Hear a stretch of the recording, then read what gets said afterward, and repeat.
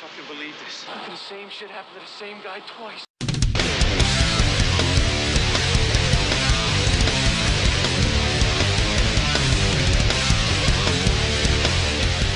Hello, what's up everybody?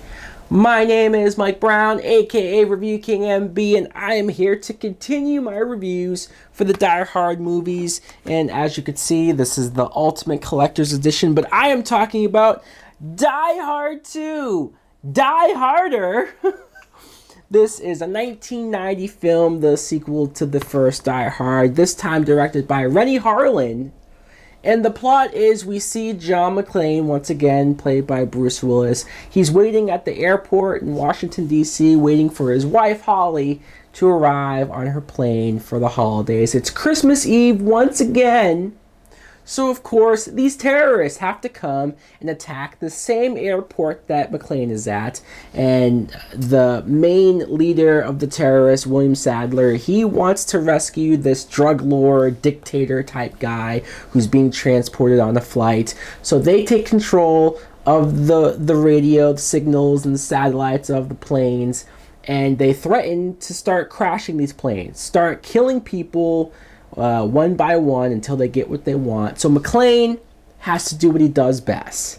Stop these guys and save the day. Now, what I think of Die Hard 2 is I enjoy this movie. I do. I have fun with it. I do like it. I will admit that it might not be as good or as classic as that first movie. And how could it be, right? That movie's just on a different level. I know some sequels, the goal should be to make it bigger and better. And this movie attempts to be at least bigger. You have Bruce Willis as John McClane, and he's great. He's still funny, he's still charismatic, he still has his moments.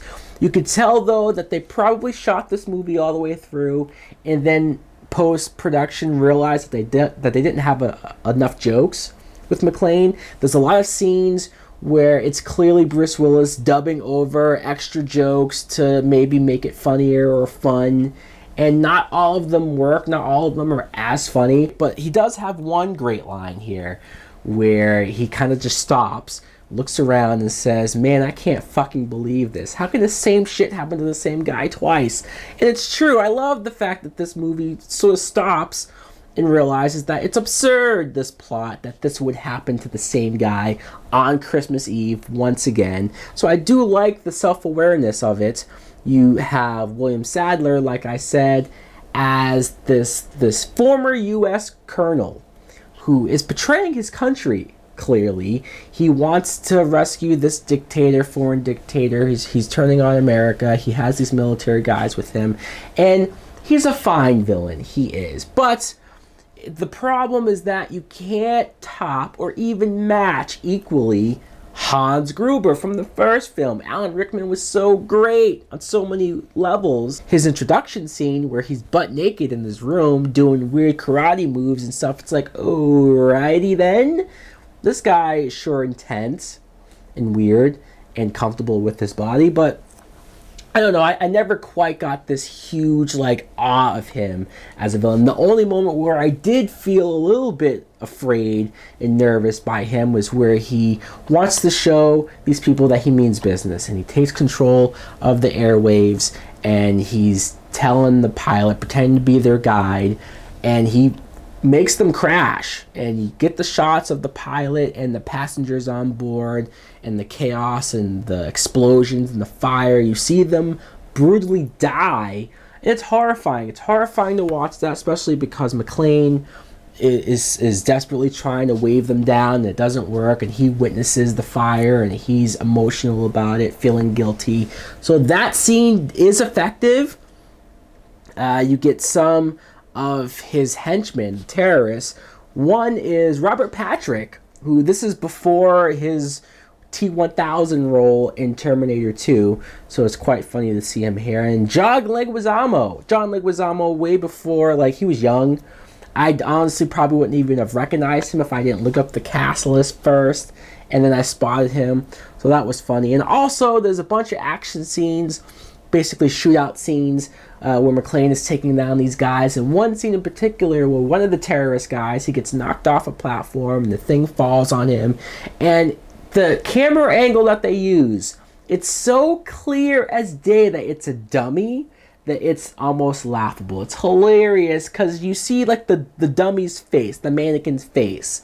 And it's like, okay, I'll give them a pass because obviously safety first when you come to these action scenes, but you could have just maybe shot it a little better, Rennie Harlan. Dennis Franz plays the police captain, the Chief Lorenzo, and he is such a dick. He's such an asshole to John McClane, really for no reason. I could see if McClane first comes in and he's trying to call shots, trying to say stuff, and the chief is like, no, fuck you, I don't know who you are. But once you realize that this is John McClane, the same guy who saved the hostages from Nakatomi Plaza, I know they try to play off of that maybe some cops resent him for being looked at as a hero by the media, but there comes a point where it's ridiculous. There comes a point where it's so obvious that there's something fishy going on here, but he just dismisses him over and over again. There's even a couple cops who are just being assholes to McClane. I don't understand.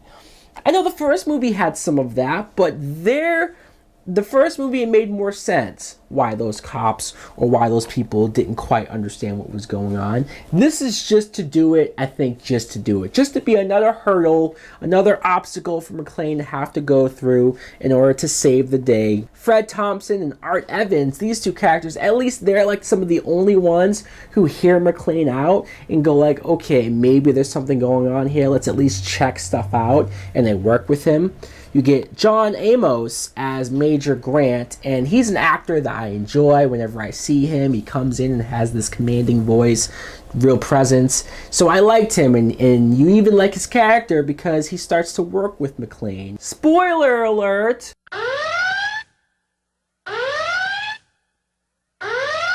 You find out that John Amos is with the terrorists, that the whole military guys, they're working with them and they're in on it. And I remember as a kid, I felt so bad by that reveal. It really shocked me. It's Holly, obviously, McClane's wife. And I really like that she came back here. She's on one of the planes, so that gives McClane some real incentive to want to save these people, just in general. And I like her, but I almost wish that she wasn't in peril again. It's the same situation sort of from the first movie. And you don't get a lot of her and McClane together, not till the very, very end of the movie. And I only am upset about that now in retrospect because this actress never came back to the series. This is her last time playing his wife on screen, and that sucks. Reginald Val Johnson as Sergeant Al, the police officer once again from the first movie. Really enjoy him being back, still eating his Twinkies. I don't blame him. It just, again, it sucks that he's only here for like, what, 1 or 2 scenes?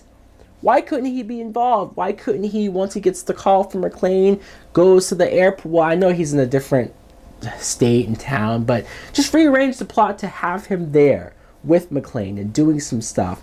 That would have been nice. William Arteden is back as the reporter, Richard Thornburg, who is just so happens to be on the same plane as Holly. A little convenient, but I do like the moments they have where she's kind of scaring him. He has a restraining order against her, but once he finds out what's going on with the terrorists and the airport and even the plane that he's on and that they're in danger, he cares more about getting the story, getting the scoop, and making the report over the phone just to get the credit over his actual well-being or over the chaos that this is causing on the ground. So he's a dick as well. The action in this movie is, I admit, bigger and more violent. A lot going on with shootouts and just people getting torn apart, and just, it doesn't hold back on the rated R moments. It doesn't. The only thing that I can say about the action maybe getting a little too silly, because sure, as the sequels go on, the action gets bigger and bigger and more over the top. That's true.